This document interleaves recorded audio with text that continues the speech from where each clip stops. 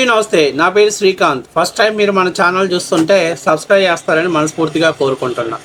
ఇక విషయంలోకి వెళ్తే, నిన్న కాకినాడ రూరల్ ఎమ్మెల్యే గారు పంతం నానాజీ గారు జగన్మోహన్ రెడ్డిని దమ్ము ఉంటే పులివెందుల వదిలిపెట్టి ఎక్కడికైనా వచ్చి పోటీ చేయి, మీరేంటో మీ బతికేంటో తెలిసిపోయిద్ది అని చెప్పి మాట్లాడటంతో పాటు లాస్ట్లో ఒక పదాన్ని వాడాడు, నా కొడక అనే పదం వాడాడు. మొత్తం వైఎస్ఆర్సీపీ పార్టీ వాళ్ళంతా వచ్చేసి నానాజీని అంతం చూస్తాం, నిన్నేంటో పీకుతాం, మేమేంటో చేస్తాం.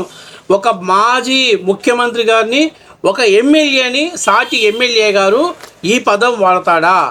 స్పీకర్ గారు మీరు ఎమ్మటే ఇమ్మీడియట్గా మీరు యాక్షన్ తీసుకోవాలి. అంటే ఏమంటారు, ఇమ్మీడియట్గా నిష్పక్షపాతంగా మీరు యాక్షన్ తీసుకొని పంతం నానాజీ గారి ఎమ్మెల్యే సభ్యత్వాన్ని రాజీనామా చేసేయాలి, అతన్ని సస్పెండ్ చేసేయాలి. ఒకవేళ మీరు వదిలిపెట్టినా 2029లో మేము అధికారంలోకి వస్తే రప్ప ఆడిస్తామని చెప్పేసి వైఎస్ఆర్సీపీ సోషల్ మీడియా పేటీఎం కుక్కలన్నీ కూడా పంతం నానాజీ మీదకి దాడి చేస్తున్నారు. ఇంకొంతమంది అయితే వీడియోలు చేస్తున్నారు.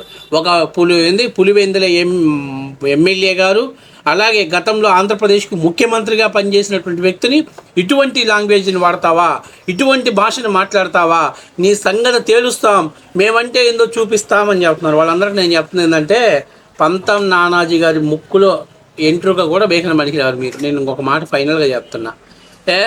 నేను చెప్తున్నా, పంతం నానాజీ గారు మాట్లాడిన మాట, ఆయన ఏమన్నారు, పులివెందులు దాటి బయటికి రమ్మన్నాడు. కడప జిల్లాలో వాళ్ళ రాజకీయ సంస్థానం ఏందో, వాళ్ళ బతుకులేందో అందరికీ తెలిసినవి. వాళ్ళకు వ్యతిరేకంగా ఓట్లు వేస్తే సోషల్ మీడియా లేని టైంలో వాళ్ళ తాత ఎలాంటి అరాచకాలు చేశాడో అందరికీ తెలిసిందే. అలాగే అక్కడ ఉన్నటువంటి వాళ్ళని, బీసీలని, ఎస్సీ ఎస్టీలని పోలింగ్ బూత్తుల్లోకి రాకుండా ఏ విధంగా టార్చర్ పెడతారో అందరూ తెలిసిన విషయమే. మొన్న జెడ్పీటీసీ ఎలక్షన్స్లోనే, ఉప ఎలక్షన్స్లోనే వాళ్ళు ఎంత విధ్వంసం సృష్టించారో దాన్ని పోలీసులు ఏ స్థాయిలో కట్టడి చేస్తే అక్కడ ఫలితాలు తారుమారయ్యాయో రాష్ట్ర ప్రజలందరూ కూడా చూశారు. ఇప్పుడు నేనేం మాట్లాడుతున్నా అంటే, పంతం నానాజీ ఒక్క మాట అన్నాడని మీరు అంతగా రెచ్చిపోయి అంతగా గుడ్డలు దించుకొని ఎగిరెగుడుతున్నారే, అదే ఎమ్మెల్యే, ఒక ప్రతిపక్ష నాయకుడు, ఒక రాష్ట్రానికి ముఖ్యమంత్రిగా చేసి ఉన్నటువంటి నారా చంద్రబాబు నాయుడు గారిని ఇష్టం వచ్చినట్టు మాట్లాడినప్పుడు, ఒరే పోరంబోకు నా కొడక, ఒరే గుట్కా, ఒరే ఎదవా, లారీలు క్లీన్ చేసుకునే సన్నాసి వెదవా, నువ్వు బ్రోకర్ పనులు చేసి నువ్వు రాజకీయాల్లోకి వచ్చిన బ్రోకర్గా నీకు బీఫామ్ ఇచ్చింది నారా చంద్రబాబు నాయుడు. అలాంటి చంద్రబాబు నాయుడు గారిని నువ్వు మాట్లాడే స్థాయి నీది కాదురా, అరే పోరంబోకు, అరే గుట్కా అని చెప్పి ఆ రోజు మీరు మందలిచ్చి ఉంటే, ఈరోజు మేము కూడా పంతం నానాజీ గారిని, నానాజీ అది తప్పు, నానాజీ నా కొడక అనే పదం తప్పు నానాజీ అని చెప్పి మేము కూడా మాట్లాడేవాళ్ళమే. మీరు ఆ రోజు ఎంజాయ్ చేశారు. అబ్బా కొడాలి నాని గారి వీడియోని కట్ చేసి 1920 x 1080 స్క్వేర్ ఫీట్స్లో షార్ట్ వీడియోలు చేసి సోషల్ మీడియాలో సర్క్యులేట్ చేసి, అబ్బా మా నాని బిడ్డ తిడుతున్నాడు, మా నాని 6 కొట్టాడు, మా నాని 4 కొట్టాడు, మా నాని సెంచరీ కొట్టాడని చెప్పేసి ఎంజాయ్ చేశారు. ఆ రోజు మీకు ప్రజాస్వామ్యం గుర్తురాలా, ఆ రోజు ఒక మాజీ ముఖ్యమంత్రిని గుర్తుకురాలా, ఆ రోజు ఒక ప్రతిపక్ష నాయకుడిని గుర్తుకురాలా, ఆ రోజు ఒక కుప్పం ఎమ్మెల్యేని గుర్తుకురాలా. ఈరోజు మాత్రం మీకు గుర్తుకొచ్చాడు. ఈరోజు మాత్రం మీరు గుడ్డలు దించుకొని మా నాయకుడిని అంటారా, మా ముఖ్యమంత్రిగా పనిచేసినటువంటి వ్యక్తిని అంటారా, మా జగన్మోహన్ రెడ్డిని అంటారా అని చెప్పేసి మాట్లాడుతున్నారు. నేను చెప్పేది ఏంటంటే, ఫస్ట్ ఆఫ్ ఆల్ మనం రాజకీయాలలో ఎలా ట్రీట్ చేస్తామో అవతలి వాళ్ళు కూడా రాజకీయాలలో అలాగే ట్రీట్ చేస్తారనేది గుర్తుపెట్టుకోవాలి. మనం ట్రీట్ చేసినప్పుడు, ఎంజాయ్ చేసినప్పుడు, అవతల వాడు ట్రీట్ చేసినప్పుడు బాధపడకూడదు, వాడి మీద మనం కోపం పడకూడదు. ఆ రోజు మనం మాట్లాడించాంగా, మనం కొడాలి నాని చేత మాట్లాడించాం, వల్లభనేని వంశీ చేత మాట్లాడించాం. వల్లభనేని వంశీ అనేవాడు 2019లో తెలుగుదేశం పార్టీ బీఫామ్ మీద గెలిచినటువంటి ఒక బట్టేబాజుగాడు. వాడు చంద్రబాబు నాయుడు గారి గురించి, చంద్రబాబు నాయుడు గారి కుమారుడి గురించి, నారా భువనేశ్వరి గారి గురించి క్యారెక్టరైజ్ చేస్తే ఎంజాయ్ చేశారు. ఆ వీడియోని షార్ట్ వీడియోలు పెట్టేసి తిప్పారు, సర్క్యులేట్ చేసేసారు, ఎగిరెగిరి పడ్డారు. కానీ కిరణ్ లాంటోడు ఎవరో ఒకరు మాట్లాడితే, మా నాయకుడిని అంటావా, 89 మ్యాజిక్ ఫిగర్ రంగంలోనే మొదటి ఇచ్చే పొట్టేలు నువ్వేనని చెప్పేసి సోషల్ మీడియాలో మీరు గుడ్డలు దించుకొని రంకెలేస్తున్నారే. ఆఫ్టర్ ఆల్ బోరుగడ్డ నీళ్ళు లాంటి ఒక బొగడాగాడి చేత చంద్రబాబు నాయుడు గారిని, లోకేష్ గారిని, పవన్ కళ్యాణ్ గారి ఇళ్ళల్లో ఆడవాళ్ళని, అలాగే చంద్రబాబు నాయుడు గారి ఇంట్లో ఆడవాళ్ళని, తిట్టించినప్పుడు, బూతులు మాట్లాడించినప్పుడు మీకేం సంస్కారం గుర్తుకు రాలేదా? ఒక మనకు ఆపోజిట్గా ఉన్నటువంటి వ్యక్తిని ఎంత హుందాగా మనం ఢీకొట్టాలనేటువంటి ఇంగిత జ్ఞానం రాలేదా? ఆలోచన మీకు రాలేదా? ఇక రోజా గురించి నేను మాట్లాడదలుచుకోవట్లా, ఎందుకంటే రోజాకు నీతులు చెప్పడం కంటే పనికిమాలిన పని ఇంకోట్లేదు.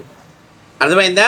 పెద్దోళ్ళు మన సామెత చెబుతారు, పాలిని గుణవన్నా మార్చుకోవంటే నా తనువైనా పోగొట్టుకుంటా కానీ నా గుణం మార్చుకొని గుడిసేడి దాన్ని నేను అన్నట్టు ఆ రోజా లాంటి దాన్ని మాట్లాడటం కూడా అసలు దాన్ని ప్రస్తావించడం కూడా తప్పు. ఎందుకంటే నేను మాట్లాడదలుచుకోవట్లే రోజా గురించి. రోజా అనే క్యారెక్టర్ గురించి నేను మాట్లాడదలుచుకోవట్లా. కానీ ఆ రోజు వీళ్ళందరినీ ఉసిగొలిపి చంద్రబాబు నాయుడు మీద, లోకేష్ మీద, పవన్ కళ్యాణ్ మీద విచ్చలవిడిగా దాడి చేయించావా? శాసనసభలో ఒక మాజీ ముఖ్యమంత్రి, ప్రతిపక్ష హోదా నాయకుడు చంద్రబాబు నాయుడు అనే సంగతి మర్చిపోయి ఒకడేమో మెంటల్ వచ్చేసింది, ఆయన మెంటల్ హాస్పిటల్లో చేర్పించాలి. ఆడు సీదిరి అప్పలరాజు గాడు, ఆడు మాట్లాడతాడు, ఆడు సీదిరి అప్పలరాజు గాడు. ఇంకొకడేమో బెట్టింగ్లు వేసుకున్నటువంటి బొగడాగాడు, కనీసం పోలవరం ప్రాజెక్ట్ని కంప్లీట్ చేస్తారని కనీసం 10% కూడా కంప్లీట్ చేయకుండా దిగిపోయినటువంటి ఒక సన్నాసిగాడు, వాడు మాట్లాడతాడు, వాడు చంద్రబాబు నాయుడు గురించి మాట్లాడతాడు. ఆ రోజంతా ఎంజాయ్ చేసావు జగన్మోహన్ రెడ్డి, అంటే అసెంబ్లీలో ఎకిరిలో నవ్వావు. మరి ఆ రోజు నీకు బాధ అనిపించలేదా? ఈరోజు నువ్వు ఆ పులివెందులు వదిలిపెట్టి బయటకు వస్తే గెలవలేవు. అందుకు ఉదాహరణ మీ అమ్మ విజయమ్మే విశాఖపట్నం ఎంపీగా పోటీ చేసింది. ఆమె మీద పోటీ చేసింది ఖమ్మంపాటి హరిబాబు, ఒక సాధారణమైన బీజేపీ నాయకుడు. భారీ మెజార్టీతో గెలిచాడు. ఎందుకు గెలిచాడు? ఎందుకంటే పులివెందుల రాజకీయం మాకొద్దు, పులివెందుల్లాగా మేము బానిస బతుకులు బతకదలుచుకోవట్లేదు, పులివెందుల్లాగా మేము ఒక చెంచాగాడి కింద బతకడానికి మాకు ఇష్టం లేదని ప్రజలు డిసైడ్ చేసుకున్నారు కాబట్టి ఓడిపుచ్చారు. మరి అది ఉన్న వాస్తవమే కదా. 2014లో కళ్ళకు కట్టినట్టు కనిపించిందే కదా. మీరు మాట్లాడితే లెగిస్తే పులివెందుల్లోనో లేకపోతే కడప పార్లమెంట్లోనో మీరు పోటీ చేస్తారు. ఎందుకు బయటకు రావచ్చు కదా, బయటకు వచ్చేసి పోటీ చేయొచ్చు కదా. వాళ్ళు అన్నట్టే కడప వదిలిపెట్టి విశాఖపట్నమో లేకపోతే విజయనగరమో లేకపోతే శ్రీకాకుళమో లేకపోతే తూర్పు పశ్చిమ గోదావరి జిల్లా ఎక్కడైనా కంటెస్టెంట్ చేయొచ్చు కదా.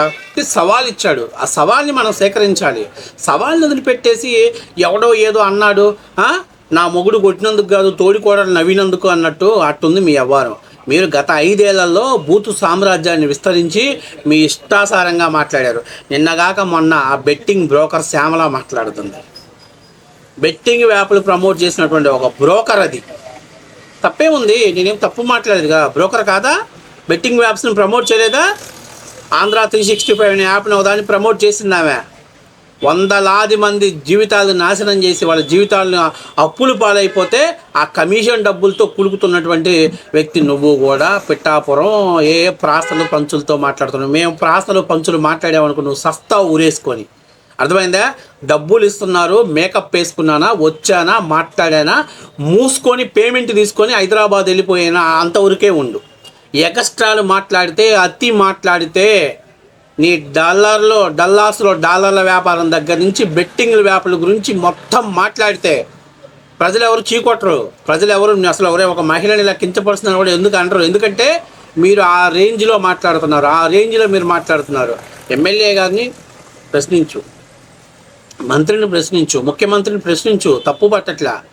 కానీ నువ్వేదో పెద్ద ఎవడంటాడే కొక్కెరాయి ఎందుకు పుట్టావంటే సక్కదనమైన దాన్ని ఎక్కిరించడానికి అన్నట్టు నీ బతికే సక్రంగా లేదు. నువ్వు వచ్చిన స్థాయి, నువ్వు కట్టుకున్న మొగుడు, వాడి క్యారెక్టర్ ఏందో రాష్ట్ర ప్రజలకు అందరికీ తెలుసు.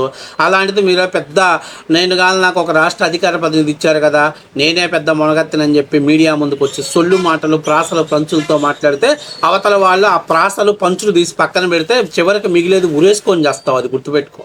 కాబట్టి నేను చెప్పేది ఏంటంటే ప్రతి వైఎస్ఆర్సీపీ పేటీఎం డాగ్స్కి మీరు ఒకటి కొడాలి నానిని, బోరుగడ్డ అనిల్ని, వల్లభనేని వంశీని, ఆర్కే రోజాని, అనిల్ కుమార్ని, అలాగే దోరపూడి చంద్రశేఖర్ని, ఇట్లాంటి అనేక మంది వ్యక్తుల్ని మీరు పెంచి పోషించినప్పుడు ఆ రోజు దోరపూడి చంద్రశేఖర్ ఒక పబ్లిక్ మీటింగ్లో పక్కన మహిళ ఉన్న సంగతి కూడా మర్చిపోయి లకారాలతో మాట్లాడినప్పుడు ఆ రోజు మీరు అందరూ మూసుకొని బాగా ఎంజాయ్ చేశారు. కాబట్టి ఇవాళ మీరు మాట్లాడే అధికారం కానీ, ప్రశ్నించే అధికారం కానీ, ఒకరిని సరి చేసుకోమనే అధికారం కానీ మీకు లేదు అనేది వాస్తవ విషయం.